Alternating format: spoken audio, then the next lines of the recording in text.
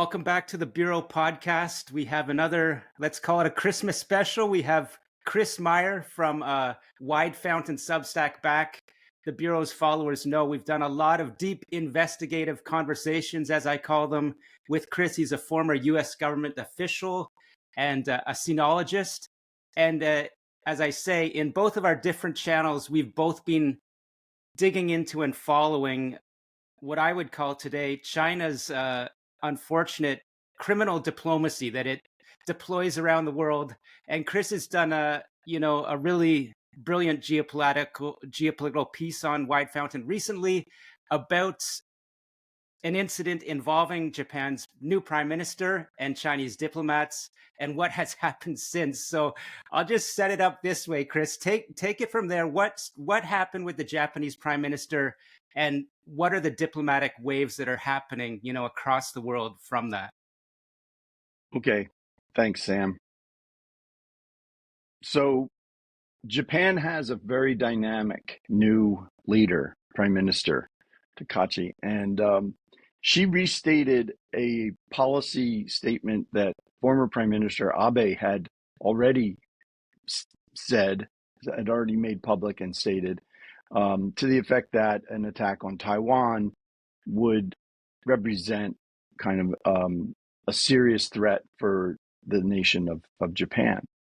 And unfortunately, a Chinese consul general from Osaka, don't want to get this name wrong, Xu Jian, replied to that statement that if she sticks her dirty neck out, it'll have to be sliced off. And it's something like along the lines of, "I'm ready, are you with me?" To his followers. And then the Chinese followed that up with a concerted effort in the United Nations to discredit the prime minister and force her to retract her comment. And I just want to point out that that a lot of news in China and the rumor mill really is that she has lost his power. It's not a rumor, but he's lost his power in the military. He has lost his control over his Fujian faction, and he had another faction after he left Fujian. He was in Zhejiang. He has a Zhejiang faction, so that has been broken up. And then his home province of Shanxi, he's lost power over the Shanxi faction. And the people, the leaders in China that look to replace Xi are moving on all the provinces and putting in their own people. This is what kind of is the talk of the town in Beijing. But in the diplomatic circle, Xi probably has an undisturbed network. And so that's why I think, this is my theory, is that's why you see this ridiculous behavior by Chinese diplomats in Japan and at the UN. It's his last gasp. And I think the West has to recognize this, that it is ridiculous behavior, but it's the only card she has left to play, really. And then the other thing is, you've looked into Aung Lap-Seng and Patrick Ho to some extent. We've had discussions about that. So those two individuals were kind of posted up at the UN. And this was in 2015 to 2018. And they were doing all kinds of illegal activities. So what the Chinese are saying at the UN is this is international. This is a kind of a breach of international law. What Prime Minister Takachi has uttered is a breach of international law. And the fact that the Chinese basically were running criminal enterprises out of their UN offices, in the very beginning of Xi Jinping's years in power, it really rings hollow, the fact that they're going to be calling out the Japanese for breaches of international law, which they're not even breaches. They're, governments can say whatever they want, but Yeah. it's not egregious. Let's talk about the diplomacy and what I see as the gaslighting. And you know as well as I do that when the CCP is deeply threatened, it pulls out its what I see as ridiculous Jedi mind tricks. They think they're fooling people, and unfortunately they are fooling enough journalists. And there's enough captured think tank people like our friend, not our friend, Gal Luft, who we've talked about.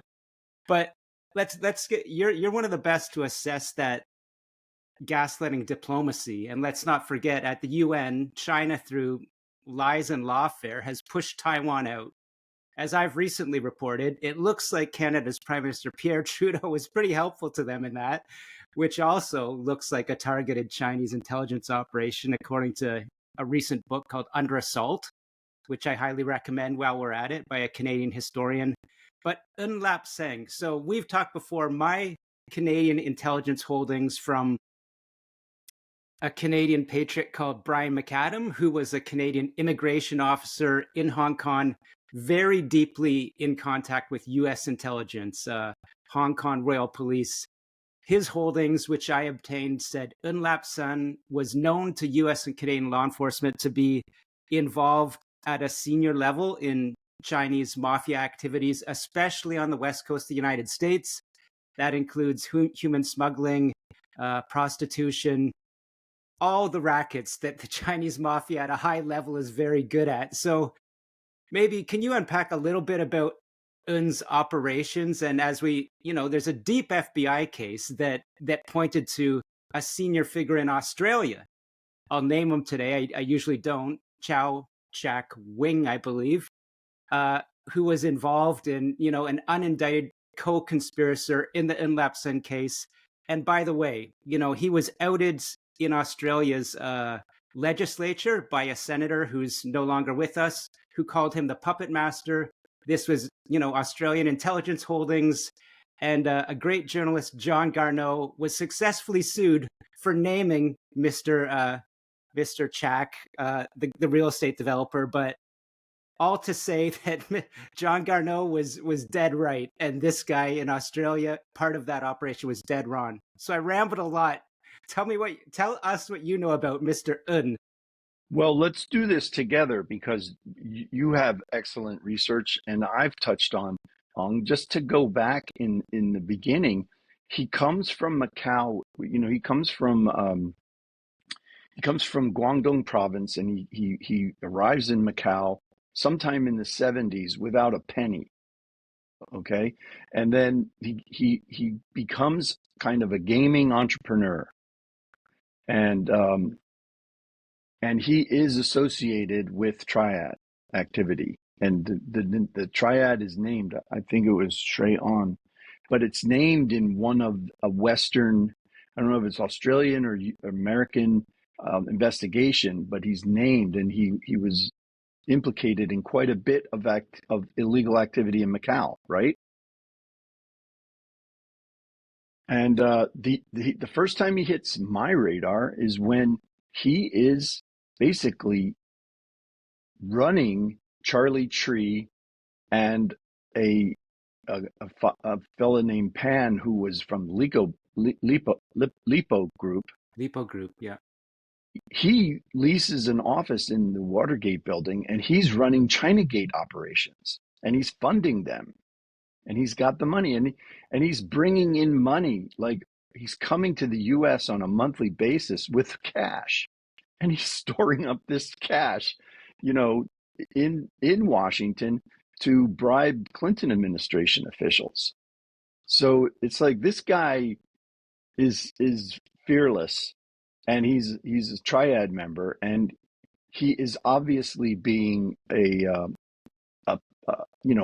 piece in the puzzle of somebody who's planning espionage for the Chinese at a high level. So the first thing I say is, here is a very good example of Chinese intelligence working with organized crime figures, members of the triad. And not only that, he's elevated within China to the CPPCC. So to me, the CPC, the Chinese People's Political Consultative Conference, is the the the the plum for non-government individuals to receive an appointment within the Chinese government, and that United Front operation reports to the Central Committee. It is the highest level United Front appointment you can get, and it's reserved for people that deliver on a big scale. And I think we're going to talk about a few other people who received similar appointments that Yeah. were also involved in illegal activity. Yeah. The point of this talk again is, I mean, in a timely way, as your op-ed in Wide Fountain says, China does not have a leg to stand on when it's going around the world doing its meetings, whether it's with Mark Carney and his officials, Keir Starmer his officials, Macron, all around the world right now. They're trying to say Japan is remilitarizing. They're about to go back to the rape of Nanking. And it's just pure lies, because as you and I know, both of our case research and documents now say from the US government, or I read one from the Brookings Institute today, China uses the Fujian Mafia, the 14K, the Sun Yan Triad, others, this is from the Brookings report, which focused on Latin America and Caribbean, as part of their diplomacy, right? And yeah, there's a case in Cambodia that touches on Canada we'll get into. But the point here is that, I mean, for experts, it's I mean, infuriating to see, for one, well-regarded news organizations do stories. I saw one in the BBC talking about why Japan's new prime minister has infuriated China, which is like, in a way, it sounds like victim blaming. But let me say, I have family in Japan. The new prime minister is strongly supported. China's gaslighting, criminal diplomacy is only making her more powerful, is only going to cause Japan to invest more quickly in long-range missiles, in my view. So before we get back into, talking about what you call sort of the Chinese military united front targeting of other countries, such as, the Prince Group we're going to talk about, maybe, I don't want to forget, tell me more about, what you're seeing in these sort of diplomatic operations that continue to, actually, I'd say in the past few days, China is kind of realizing they look foolish and they've lost that game a bit. But if you could look back over the past couple weeks, how they've went about it. Well, um, yeah, and thanks for bringing it home, because I was talking about Eng Lap Sang. So he was very active for the CCP and espionage during Chinagate, but then he is once again he shows up at the United Nations around 2014, you know, and he's bribing the president of the UN, John Ash. And so That's a story. this is why the Chinese protests at the United Nations should be undermined by the West, because the last time China was very active at the UN, they had a triad individual who already did an operation for them during Chinagate, sitting at the UN bribing the head of the UN. And what was he bribing him for? They were trying to get UN support and financial support for a Belt and Road kind of center for the South to be built in Macau. And of course, Eng Lap Sang, his company, would build it. He's supposedly some kind of developer, construction guy, whatever. And he is indicted for bribing John Ash and his wife. And then, by the way, John Ash dies of a very strange weightlifting accident. He has a barbell fall on his neck. It's And so, an yeah, extremely interesting way to die for someone being bribed by Chinese organized crime and intelligence, right? I mean, yeah, you just don't hear anyone talking about this stuff. And you and I have spoken about this. When you do catch these guys and you do indict them, the justice system in the U.S. has not done a good enough job at closing in and exacting punishment. Ung never went to jail. He basically stayed in a luxury penthouse in New York for his sentence. Then he got off early. And there's a picture of him getting out of jail with this shit-eating look on his face. Yeah. And by the way, when he did the Watergate caper, he was worth about 125 million. When he got indicted at the UN, he was worth over $1 billion. And he had these, very prestigious titles in the Chinese government. And so it's just I think the West has to talk about these things. And so that's kind of one half of the problem. The other half of the problem, Sam, was Patrick Ho was his partner in crime, and they shared resources. They were kind of part of the same, I believe they had the same handler.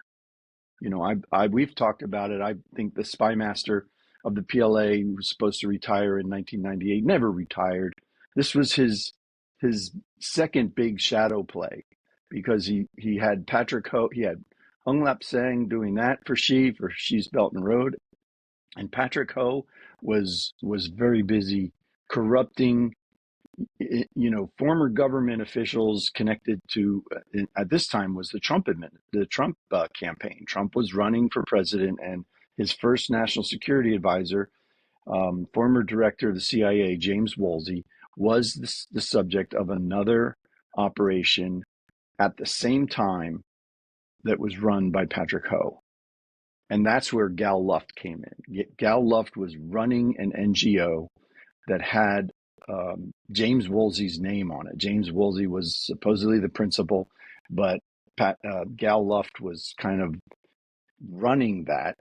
And, Patrick Ho had Gal Luft giving talking points to James Woolsey. So he's going on all these conference appearances that are organized by CEFC, China Energy Resources Corporation. That was a complete, scam business with a lot of money behind it. And Woolsey was saying verbatim what the Chinese wanted him to say about China and U.S. relations, about Xi Jinping and everything. And then on the side, Gal Luft was also running arms and also helping Iran to sell their embargoed oil. These were major operations that are being organized and executed at the same time that Aung Lap Seng was weightlifting with John Ash. Yeah.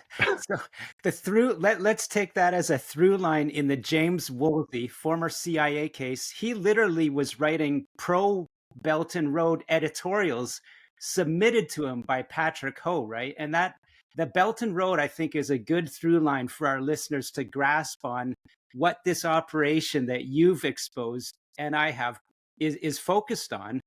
Again, there's a new Brookings report that came out today on China's operations in the Caribbean and Latin America.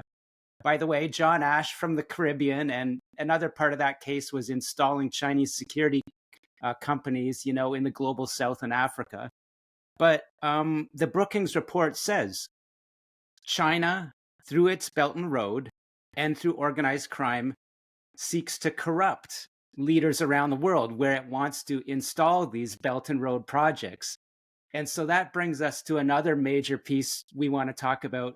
That's the Prince Group in Cambodia. I've written about the massive US Treasury sanctions against it and how it details what it's involved in, connected to another person we talk about a lot, Broken Tooth Khoi. And again, the US Treasury sanction documents say sometimes the organized crime figures and Beijing United Front entities, such as those in Palau, I believe, are involved in Chinese diplomacy. So people, we'll get Chris to unpack that. But again, this is not just two researchers saying China uses organized crime and intelligence in diplomacy. You can read this in US government documents. Yeah. Okay. Yeah. An indictment against Chen Zhe, the CEO of Prince Group, And Prince Group is founded in 2015 in Cambodia. And here we have a very similar profile for this founder. He got into legal trouble in Fujian. He's from Fujian province, one of the southern provinces that I say is so important to the Yeshi clique. So he's gotten in trouble and never graduated from high school, I believe. But the CCP has a way of finding people like this who are actually extremely intelligent, but they're rebels and they're in trouble. And the CCP, I believe, says to them, "Hey, listen, you could either go to jail for the rest of your life, and we'll make it very unpleasant for you, or you can do exactly what we say." And given that you're And going to get be, even more rich. yeah.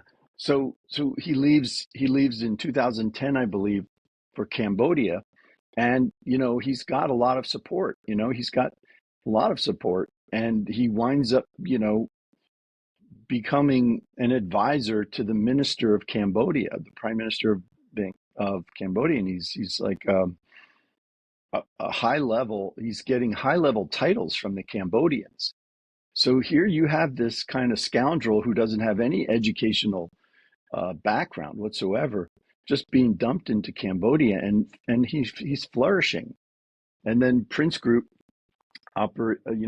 starts up in 2015, and they ran 10 scam center operations. They called them prison factories, and he's running 10 of them, and he's got hundreds of employees in these prison factories, and they're recruiting people from all over, from India, from Taiwan, from Korea, a lot of Chinese, and they have to surrender their passports, and they're forced to run you know phone generated scam operations all over the world, but mostly targeting the West. So Mhm. this is a way to completely destabilize or destabilize in a large degree Western nations. Yeah. Um, they, so a lot of these almost everybody researching this, or quite a few of the best, have said there's approximately 100,000 scam operators located in these types of place, of under Prince Group. There were 10, but there are many, many, many more, and there's approximately 100,000 scammers working in these um, in these prison factories where they have no opportunity to get away, and a lot of them are getting beaten. And Chenger was even quoted in internal documents as saying, "Beat them, but don't kill them." you know, and they're also selling these people for thousands of dollars. So there's this little trading network going on with these people that had their passports confiscated, and they had lost their freedom. And one Chinese actor was even kind of recruited and drawn into Thailand because of a potential project that he could get, a film project.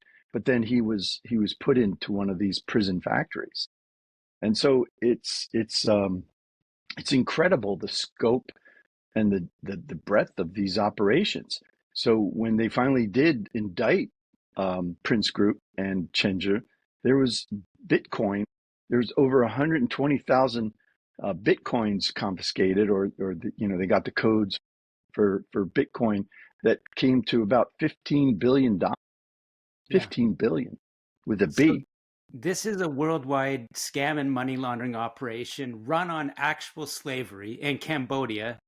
And, the thoughts that came to my mind while you're describing how a brilliant ne'er-do-well Fujian gangster is dumped into Cambodia, which becomes or was a Chinese proxy state. So they send in criminals, they send in Chinese intelligence, and Cambodia becomes their puppet state.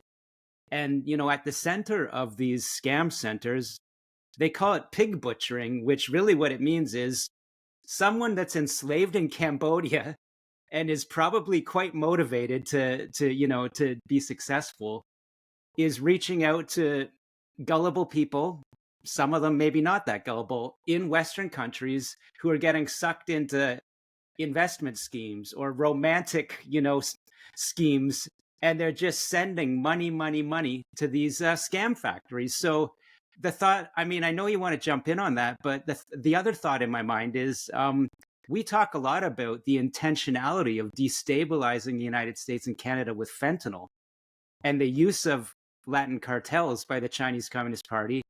This just looks like another financial way to destabilize and use gangs to attack the West. I look at it this way, Sam. All the research you've done on the Vancouver model and what happened starting in Vancouver, spreading across Canada, that is a major pillar for the Chinese. And then these pig butchering, these prison factory centers are another major leg. And these are all part of the same nonlinear warfare, strategy of, I believe, which originated with the Yeshi clique. But you mentioned something about, how does it impact the West or, these scammers? One researcher, and by the way, Catherine Hu is a very good source of information. You can find Catherine Hu pretty easily on the internet, and I think she does a phenomenal job at research. But I think it was she that said North American losses from individuals in North America from these pig butchering scammers was over $10 billion. 10 billion. So of the 15 billion in Bitcoin that they seized, at least 10 billion came from North America. So here you have these operations in Southeast Asia targeting the very countries that on the other hand, China is trying to engage with economically and politically and supposedly culturally and all that. But they are taking a big bite out of the ass of North Americans with one hand, and then on the other hand, pretending that they're a legit, entity. Right. So there's two pieces we have to hit in the Prince group. One was the bombshell that it looks like, I'll leave this as let's leave that one as a cliffhanger.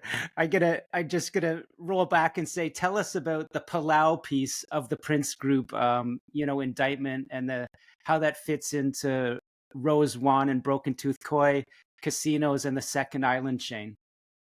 All right, so let's talk about that, and let's also remember to mention Eric Yeah. V, the Yeah. former the Chinese MSS officer. So one of the very clear indications that the Prince Group was part of a high-level CCP government effort was that the Prince Group went in and signed a lease, a 99-year lease on an outlying island. And Palau is a fascinating part of Micronesia. It's one of the 7 Micronesian islands, but it's the one closest to East Asia. So it's farthest west within the Micronesian region.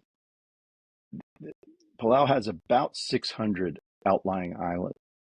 Many of them aren't populated, but one of the islands had a U.S. radar installation facility on it, and the closest island to that was leased by the Prince Group.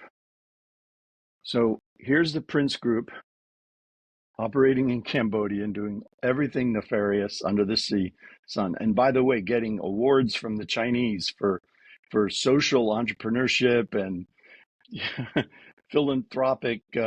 They're just like feted by the Chinese government here, and they go in and lease this island. But these Micronesian islands, they're not easy to navigate. But the Prince Group went in through Rosie Wong, who is a United Front operative who has been in Palau for 20 years. And that's what the Chinese like. They like to have an asset in a place that's been there for a long time. And when they need that asset to become active, they're ready.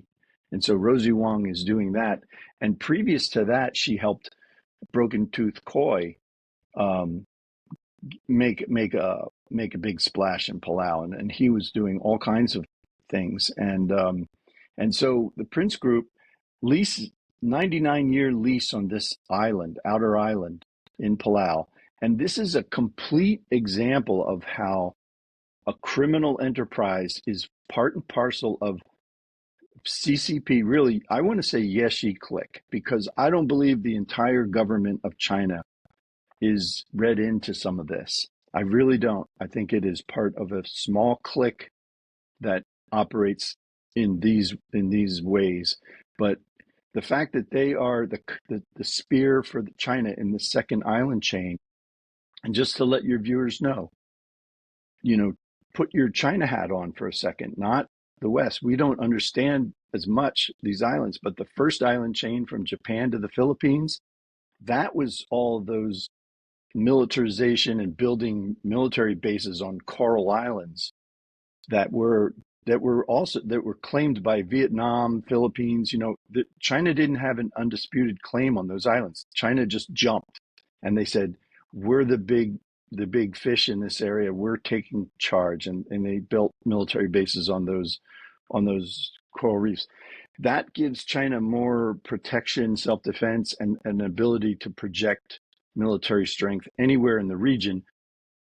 But the second island chain from Japan all the way through Micronesia, so it goes from Japan, Okinawa, down to the Northern Mariana Islands, Guam, Palau, and then all the Micronesian region east of that, will give China the opportunity, and the first of all, they can disrupt commercial shipping, a lot of commercial shipping routes.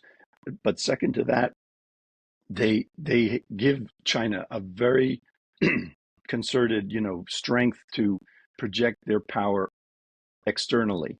So then they can start hitting Hawaii, or they can affect. By the way, they can completely encircle Taiwan.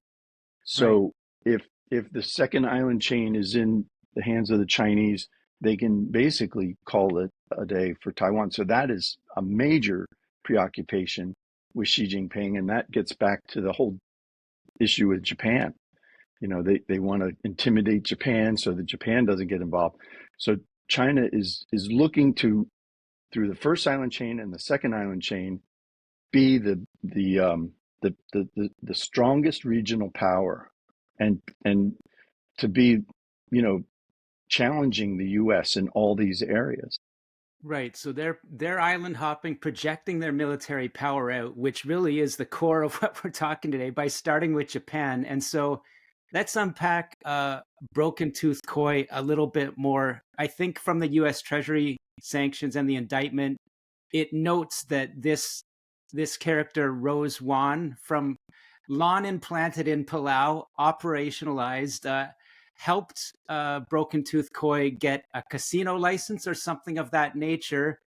Let's bring it, to frame it for a lot of my followers come from Canada, increasingly United States, know my work in the Vancouver model, know my focus on casinos. So Broken Tooth Koi, this flamboyant triad leader from Macau of the 14K triad, one of the world's biggest Asian organized crime entities, is sanctioned by the U.S. Treasury. Sanctioned by the U.S. government, and they specifically note this is Washington, not Trump, not Biden. This is Washington saying Broken Tooth Koi is essentially a Chinese diplomat. He works for an organization called the Hunmen, or the Chinese Freemasons, which is a global, purportedly Chinese patriotic society. But as others, such as the Washington Post now have reported, and the U.S. sanctions point towards it, the Hunmen are essentially, the bridge between the triads and the Chinese Communist Party. It's part of the United Front. And, I'll get you to talk more on how implanting a casino in the second island chain is part of the military thing.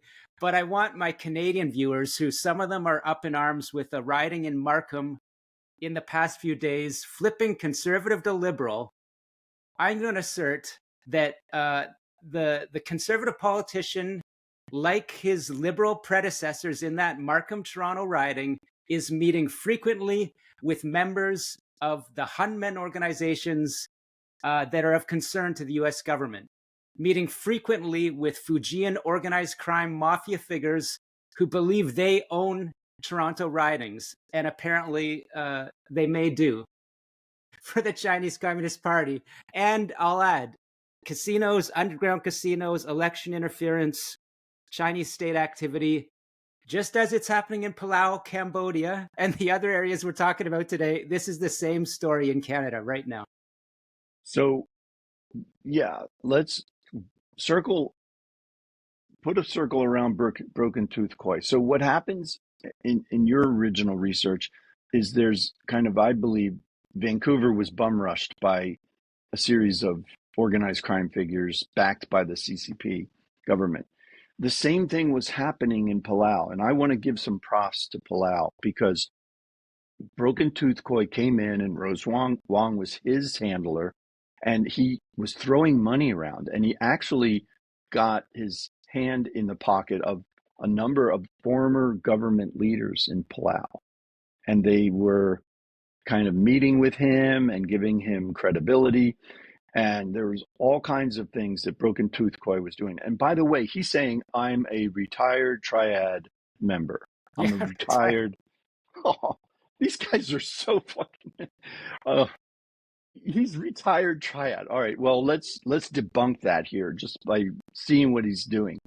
What happened very soon after Broken Tooth Koi shows up in Palau is the Palauans make a raid on a building that I think might have been leased by Rose Wong. I might not be right about that, but there were over 100 online gambling scammers setting up shop in Palau, and the Palauans arrested them and deported them like super fast. So Yeah, what I good. think happened, in Vancouver was the slippery slope was never checked, and it just Never became checked. an avalanche. Never checked, became an avalanche, and I hope somebody wakes up in Canada besides Sam Cooper and starts putting the Chinese in their place. But in Palau, it got stopped right away. So, in the Palauans, to their credit, got rid of all these nefarious creatures. I mean, it would have gotten worse and worse and worse, and Palau would have been inundated and would have been very hard to stop. Here you But have a Micronesian island with better security and better integrity than the nation of Canada, is my comment.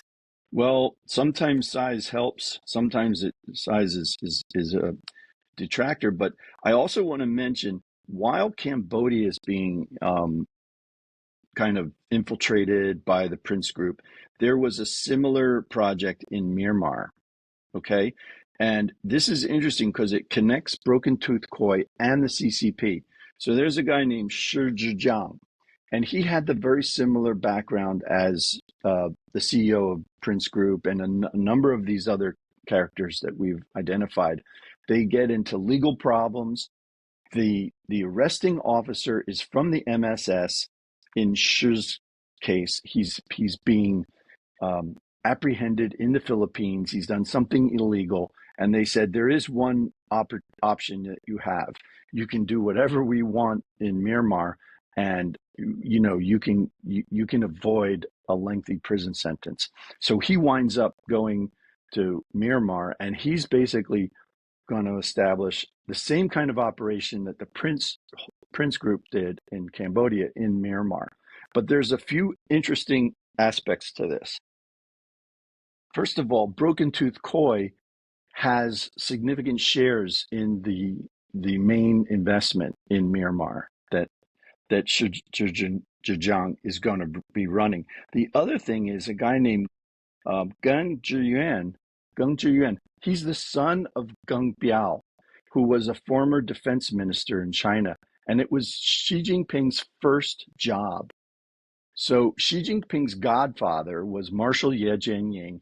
Marshal Ye Jianying was trying, while Xi's father was arrested and imprisoned by Mao Zedong, Marshal Ye is trying to get Xi started in his life. And the first gig he gets is with Geng Biao. So Geng Biao's son is the CCP operative off the books who is organizing this effort in Myanmar.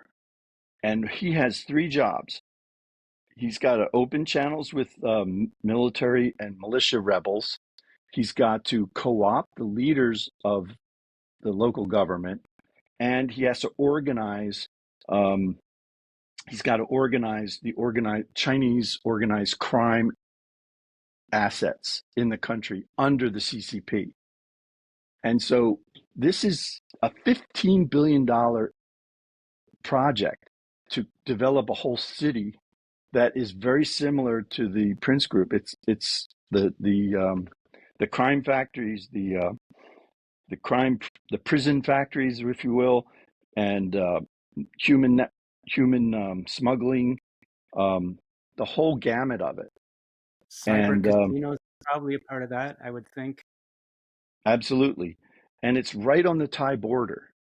So this is this is one of the elements that created all that chaos between Thailand and Myanmar, and here you've got a high-level CCP official, and then Broken Tooth Koi, and then this down and out fellow who's also very bright, who's running it. Shi Zhejiang winds up getting arrested by the Thai, and he gets wind of the fact that the CCP is, and by the way, he was also on the CPPCC. Shi Zhejiang, he got that level of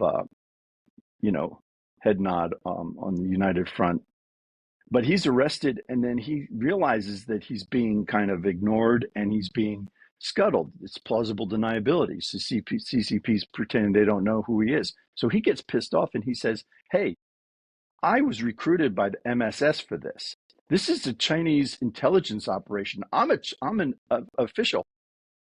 And his prison mate in Thailand gets out of jail, and he's got this information, and he's basically giving access to NGOs to Shi Zhejiang's computer, and he's got everything that Shi Zhejiang saying is right there on the computer. It's their MSS files. What a great Including, investigation. I mean, yeah. So this information is out there, but the West has to get into it, and we have to identify these incredibly bold operations in Southeast Asia, and also draw parallels to what happened in North America, because right. I think we are the grand poobah of all these. Vancouver was the original operation of Ye Xuanning. Ye Jianying's son, Marshal Ye's son, was the spy master, and I believe he was a genius, and I believe he started the whole Vancouver model, and that is their big play. That is how they are going to destabilize the West in the greatest way, and it's going on to this day. It's going on, and I've got the good through line. We got a couple minutes left, but I think we've covered more range in this conversation than maybe before. But here's the thing.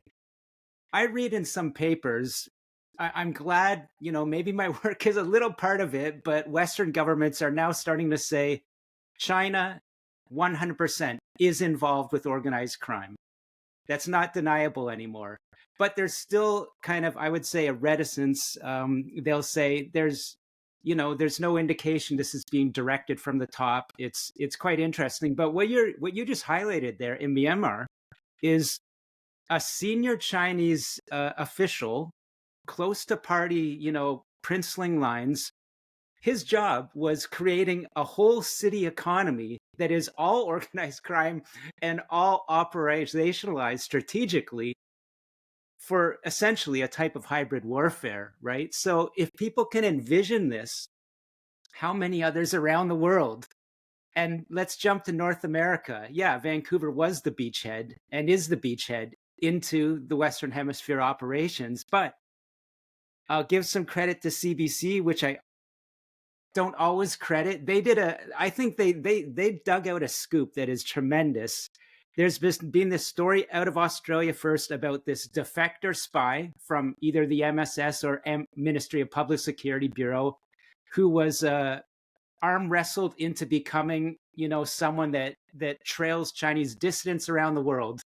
And so the CBC Radio Canada, their French side, got more documents out of Australia from this spy who was supposed to testify in Canada's Foreign Interference Commission, never showed up. So I wonder why.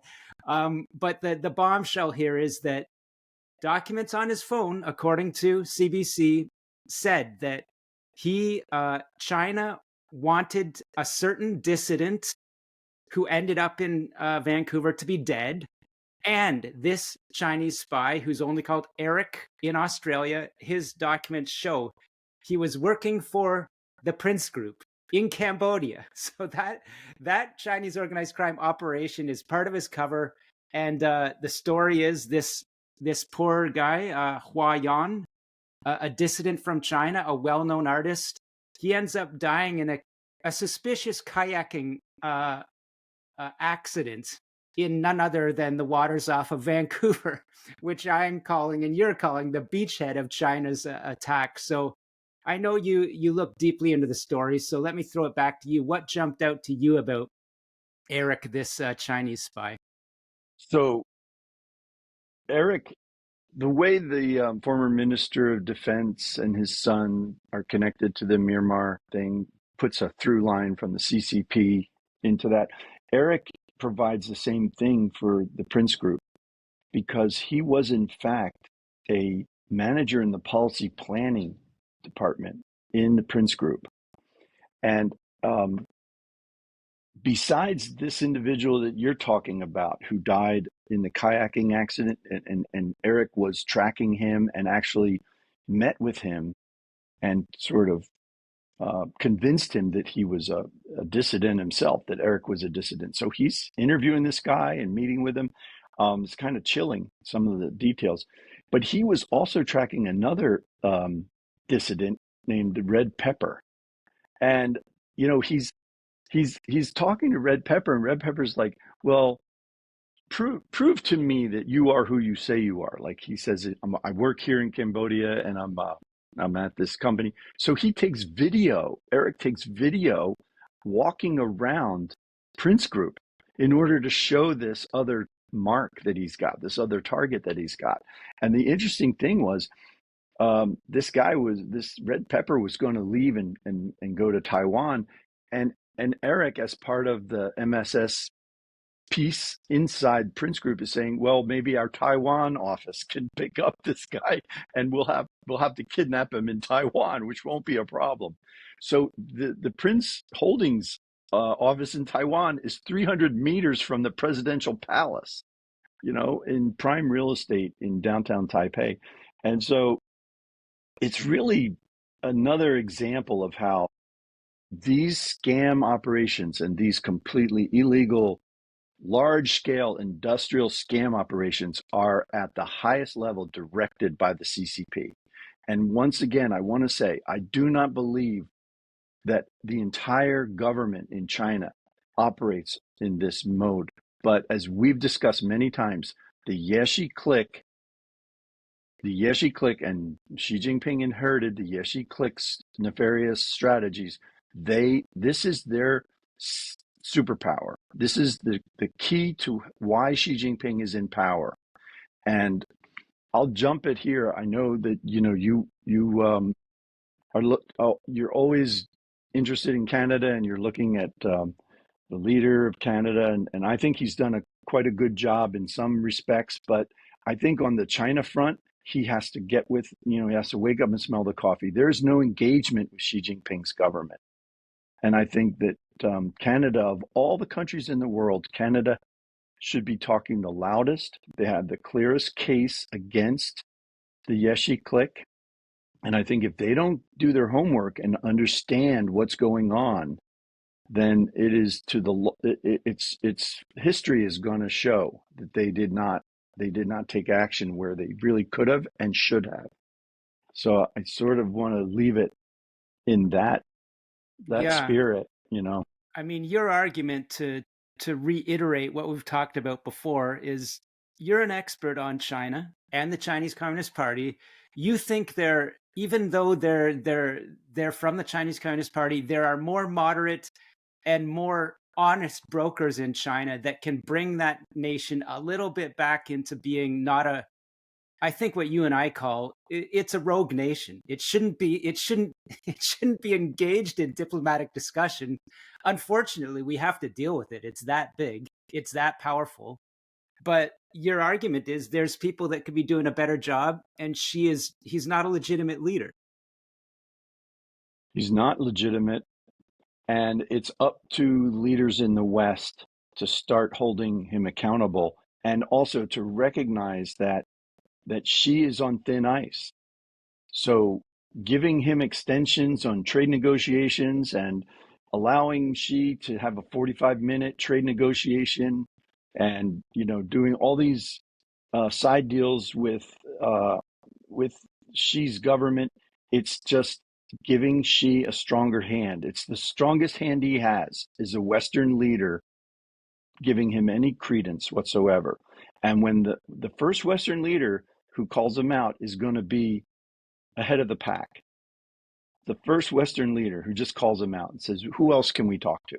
Because you're full of shit. And it won't be long after that the forces in China that are seeking to get rid of Xi Jinping, they will have their day. They will have their day. And I really do believe that much better days are ahead of us, but we have to stop coddling a leader who really came to power because of Right, this nonlinear warfare. And then right. Putin's right behind that. Putin's right behind that.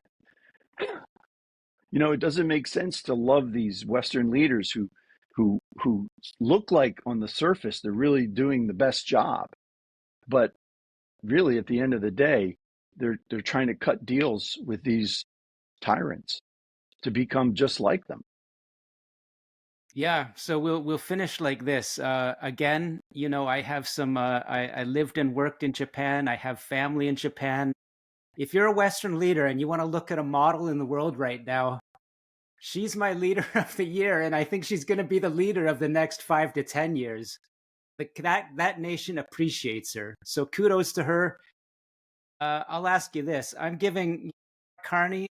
No one with intellectual honesty will argue that he is not an extremely accomplished and a person with a resume that goes deeper than almost anyone in the world in world leadership. But he and his foreign minister have said within the past month or two that Canada is going to re-engage as a strategic partner with China.